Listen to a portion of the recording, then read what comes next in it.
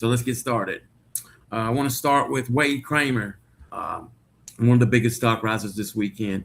He's a 2027 guard from Strength and Motion Prep in San Antonio, Texas. Uh, his story is really going the JUCO route. High school, he chose to go to prep school. Continue to develop, which he did, and give himself another opportunity to earn, Division One attention and offers. That decision has paid off. This weekend in New Balance P32 in Memphis at the final, coaches from Eastern Kentucky, UIC, Western Illinois, Shawnee Prep, and Ranger Prep were all in attendance watching him. He responded with games of 18, 27, 21, and 17. The kid he's balling out. He's developed. He moved up from Atlanta to Louisville. Got on the scene. He played in Adidas 3 SSB last year. Was one of the top performers, but he needed to develop, get stronger, more efficient, and he did that. He's doing that at Strength and Motion Prep. Every time watching him, he looks confident. He can score from all three levels. Playing with a lot of confidence, and he's showing, he can carry an offense. His recruitment is definitely trending in the right direction. I wouldn't be surprised to see a D1 offer coming real soon. Next up is Austin Sears. One of the biggest developments recently is Wake Forest made some contact. Really, really like a few things about him. He has 10 D1 offers. No Power 4, Power 5 schools yet, but he continues to prove why he's one of Kentucky's top guards. At the Peach Jam this weekend for Brad Bill Elite, 16U, 11 points, 3.4 rebounds, 3 assists, 1.4 steals, while shooting 83% from the free throw line. The one thing, I like most isn't about his numbers.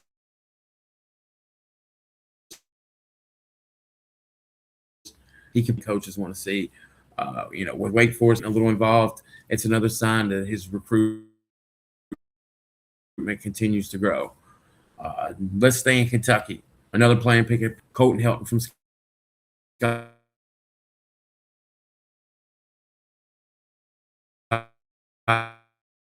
County. He plays on Puma, plays for his teammates, can score at multiple levels, and defend different positions with his size. The more college coaches watch him, recruitment continues taking off throughout the remainder of the live period. He received some new D1 interest from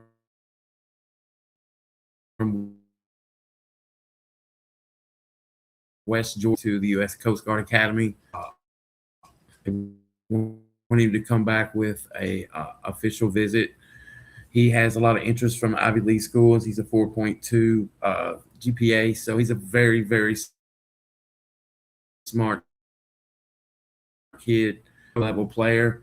But he does his job on Next Pro. He's averaging anywhere from 20. I think he's had a big game of 38 with 10 threes. So kid can score the ball. He can defend. Very good team player. And let's move on to Jordan Mitchell. I don't know what's up with my laptop tonight, guys, but hopefully I'm still here. Yeah, we're still live. Let's move on to Jordan Mitchell. Jordan continues attracting attention from college coaches across the country. He's ranked 43 in the nation on the ESPN SC Next rankings. He didn't get to play in the Peach Jam this weekend, but he played in the Nike recruiting interest from Boise State. Also at the tournament watching him was Ohio State. He's taking a visit there. Purdue really likes him. Nebraska, I think Xavier was there. They're looking to set up a visit. Belmont, and also think Creighton was there, all evaluating him. That's an impressive group of schools. He's got offers from Oklahoma State, Virginia Tech, In-State School, Morehead State. He's just a Michigan. He's been on a visit there. Power forward kid. I really believe he's going to play power forward. Great ball player. His athleticism, he's jumping off the floor, explosive.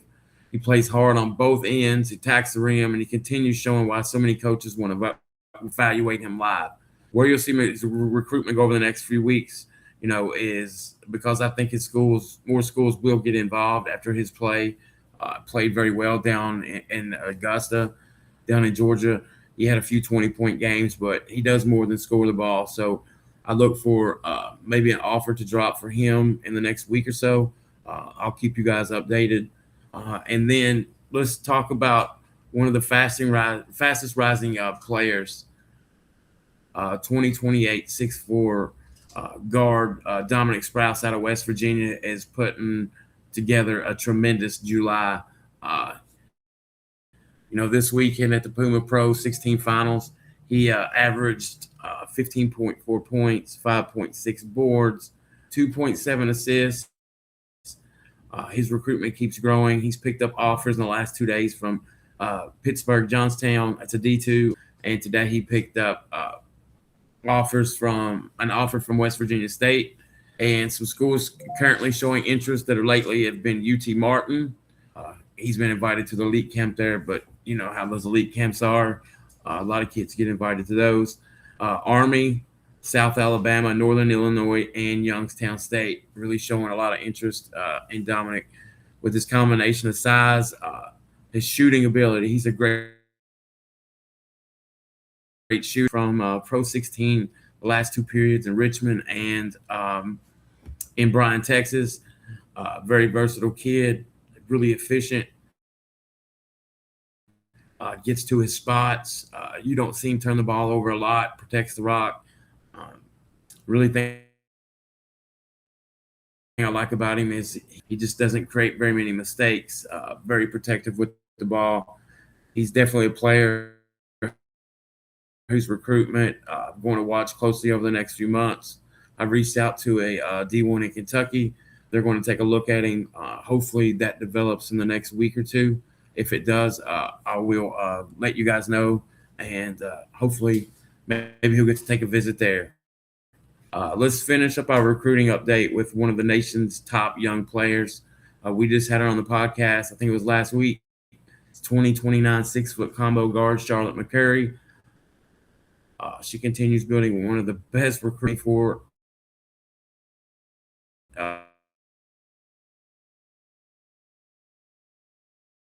in the 4-star. She's currently just added 2 offers, Louisville and Harvard. She has now more than 15 D1 offers, and honestly, that's just the beginning. I really like, she's playing in the girls' game. Her size, her skill, but her basketball IQ is off the charts. Her scoring ability, she can fill it up, and she's continuing to prove why national programs are making her a priority. She has offers from Kentucky, Virginia Tech, Michigan, Ohio State. You name it. She has offered Providence, Wisconsin. Expect more big Power 4 schools to kick off. She plays at John Hardin High School in Elizabethtown, Kentucky, and she plays for Lady Phenom United on the girls 3 SSB circuit. So that's our continue for tonight. I'd love to hear from you guys. You can drop your questions in the comments. Let's talk recruiting. We can talk evals, talk offers, or if there's a player you've been following this summer, let me know and we'll discuss them. Also, I'm going to starting this week on Monday, I am going to put out recruiting tips to the paid subscribers so you guys can help with your recruitment.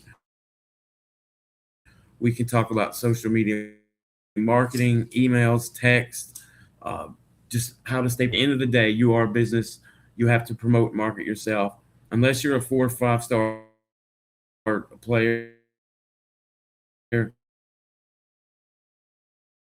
tip, and hopefully that's your goal. But I don't see any comments tonight. I'll get this out. I appreciate everybody that joined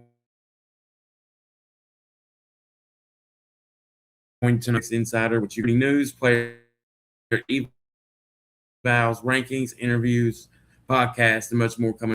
podcast guest maybe tomorrow night or Monday, and also a coach coming in the next couple of days. I'll drop that tomorrow.